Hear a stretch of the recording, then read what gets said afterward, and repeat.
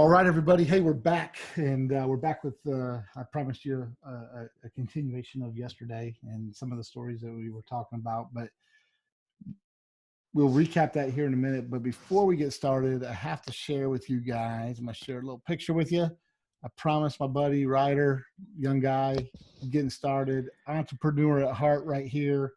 If you get a chance, subscribe to BatGamer_74.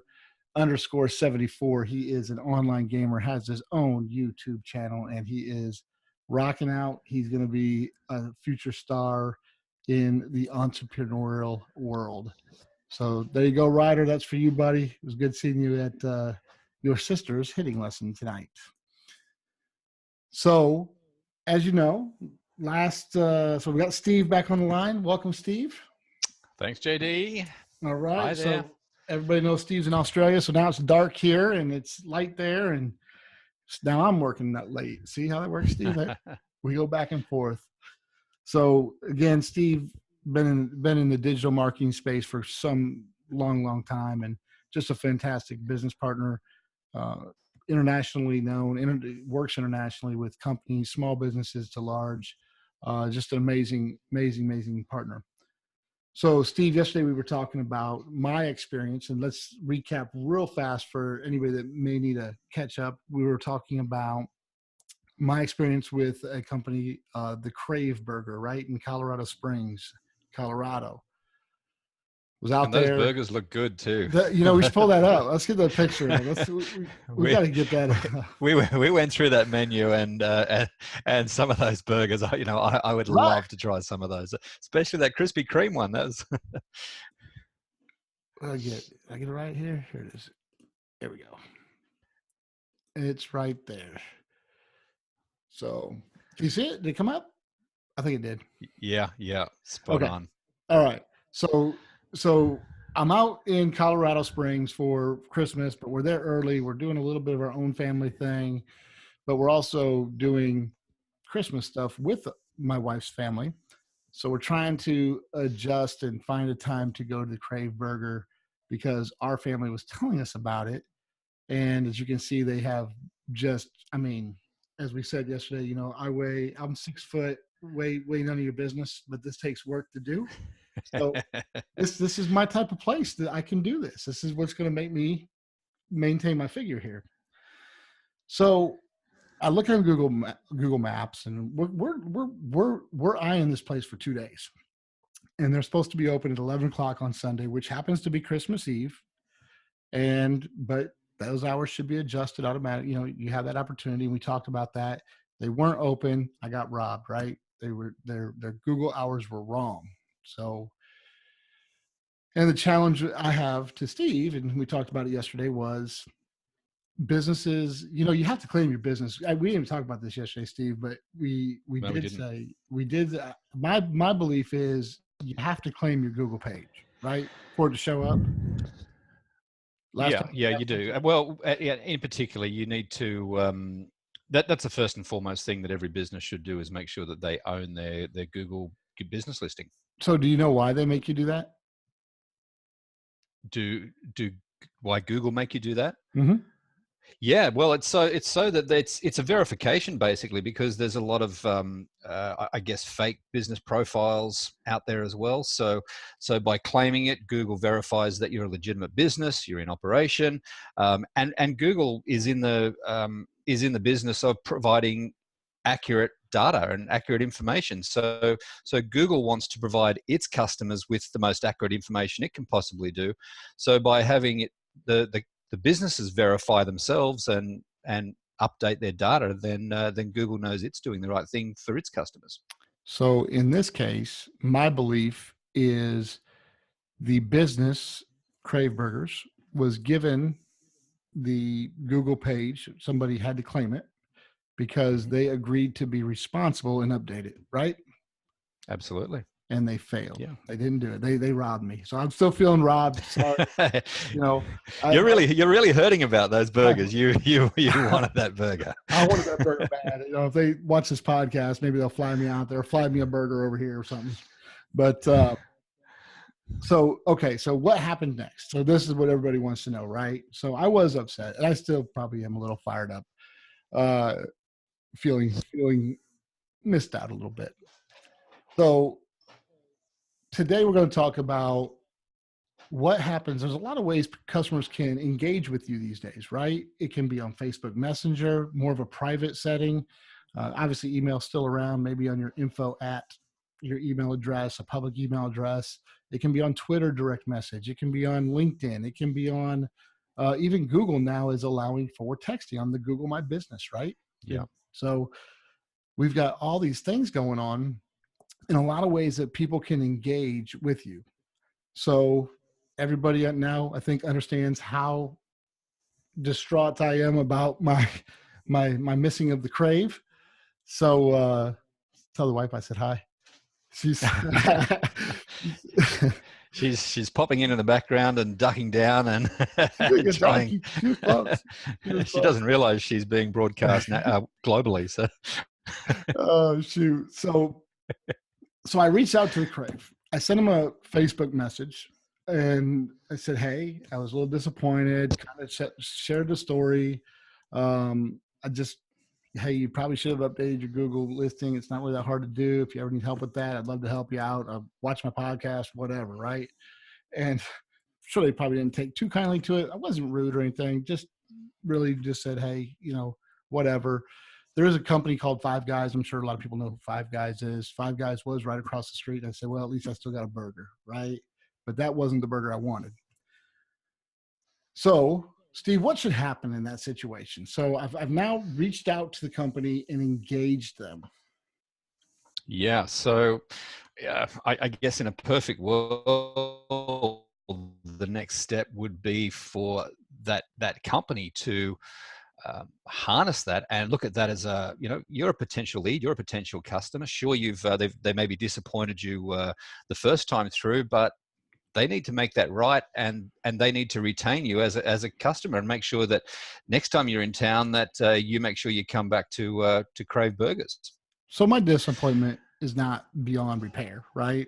Because I think I still want a burger. Absolutely. You want those burgers.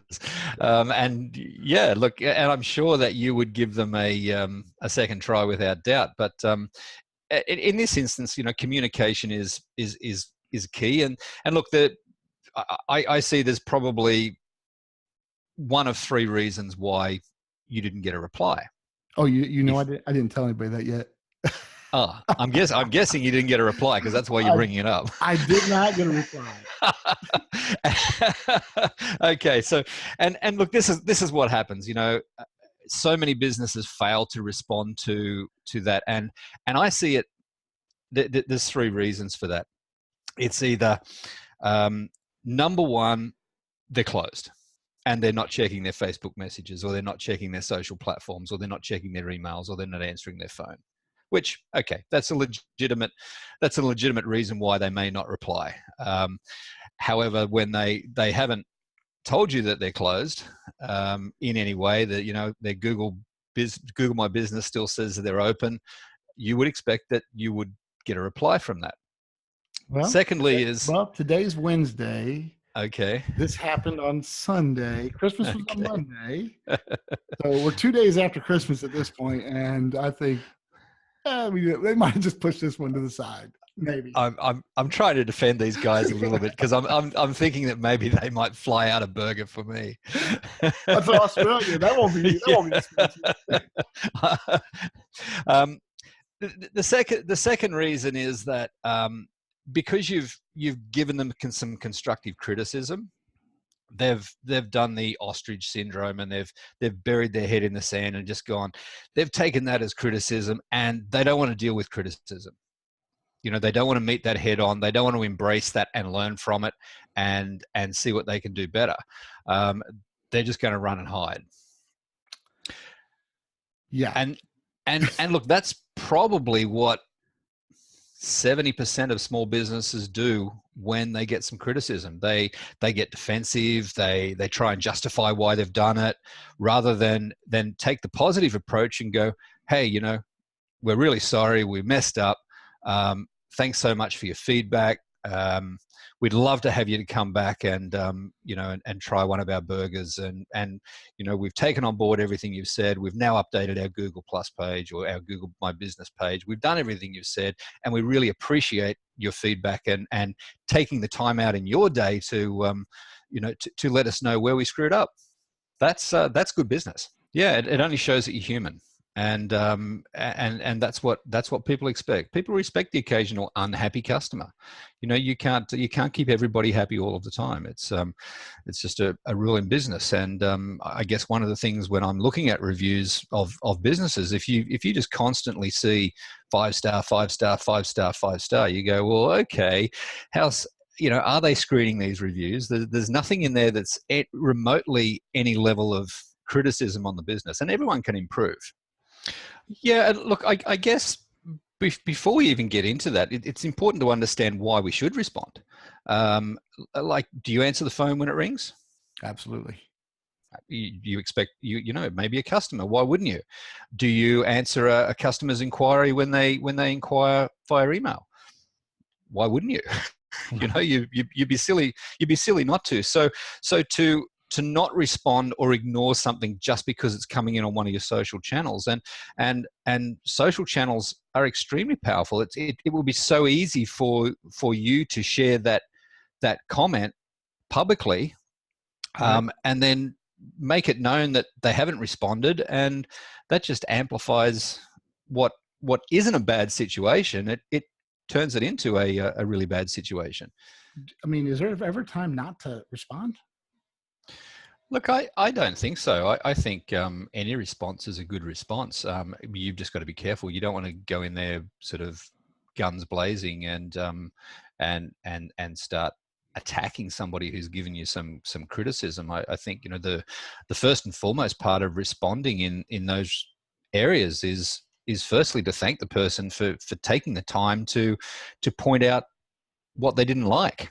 These direct messages, and I think the biggest, I think what happens a lot of times, Steve, is people or businesses get overwhelmed with it. If you're going to be on Twitter and you're going to be on Facebook and you're going to be on LinkedIn and you're going to have an email address that can come to the company, who is responsible for all that?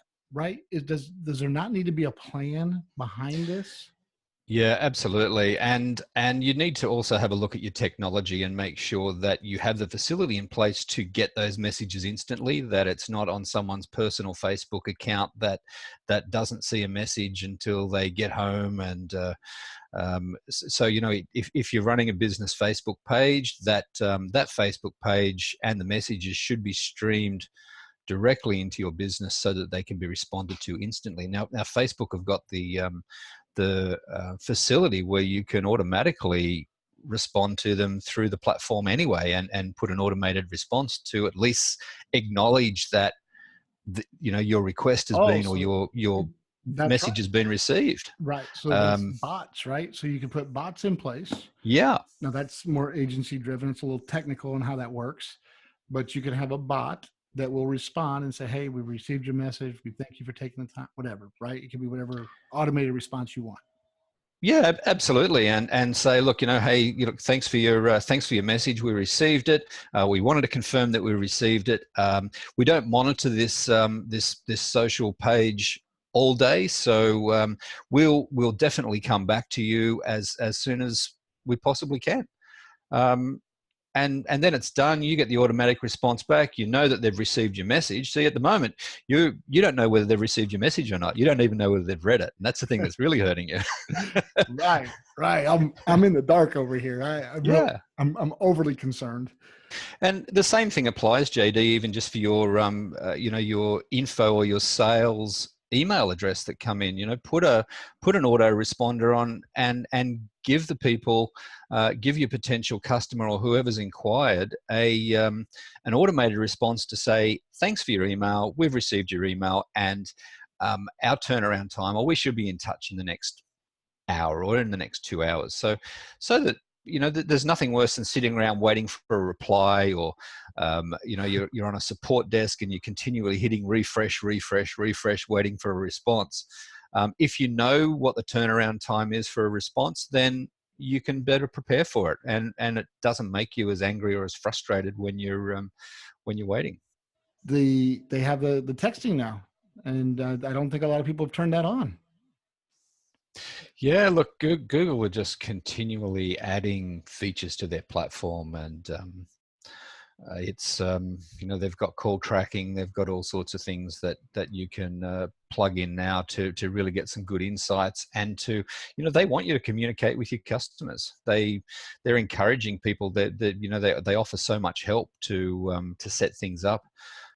All right, you said something there that Google, I think it's a myth buster. Everybody, or a lot of people say, oh, I can never talk to anybody at Google, or I can't get a hold of it. It's so hard to work with. It is different. I will be the first to say, working inside the Google platform and all the different things that are out there can be a little challenging at times, but you can talk to somebody if you're part of the Google My Business, correct? Absolutely. Yeah. Google, I find, is very good with their customer service, and they want to help business. They want business to use the free tools. They want them to take advantage of everything, and make it work for them. And I guess that's their way, that if they can see that Google's providing all of these services, they're likely to sell them ads. They're likely to get them on the AdWords platform. Have you seen a lot of people set up the texting on the Google My Business pages yet? Very minimal at the moment, and I find that we're probably a little behind where the technology is heading in Australia at the moment. So you guys tend to be a good 12 months sort of, you're doing it there, and then we sort of follow a little bit, and that's purely from the sheer volume of the population. Everything sort of gets released first in the US, and then it gets filtered out to the rest of the world too. So texting from the Google platform, it is available, but it's not, it hasn't taken off yet. And I don't think businesses have embraced it like they can. And probably because most of them aren't up to date and in touch with exactly what Google's offering. Lesson for today: respond to everything regardless, right? Respond to everything. It can be just questions. I think Messenger is probably more used for questions. It's not always about, hey, I had a bad experience. I mean, it can be, and you should be thankful that someone reaches out that way versus blasting you on a review or going to Yelp or whatever they might want to do. They're giving you the opportunity. Yeah, absolutely, and certainly don't see things like Facebook Messenger as an intrusion on your business. Like it's another way that your clients engage and communicate with you. So you need to make sure that you communicate back. Absolutely. So, if any listeners have a topic that they would love for Steve and I to discuss in the digital marketing realm, I mean, I guess we could discuss anything. It may not be very good. Burgers, we can discuss burgers too. We're pretty good at burgers. We got burgers down. Calories, I'm pretty good with calories too. My fatigue here. Steve, thanks again for coming on. Pleasure, JD. I know we'll be talking again soon, maybe in a couple of days here. We'll be back on the cast, and we'll see what we can come up with. And don't forget, earlier in the show, BatGamer_74 on YouTube. Until next Good time, stuff. if you ever want to reach out to us, comments, likes, shares, comments, likes, shares. We like all that stuff. And burgers. And burgers.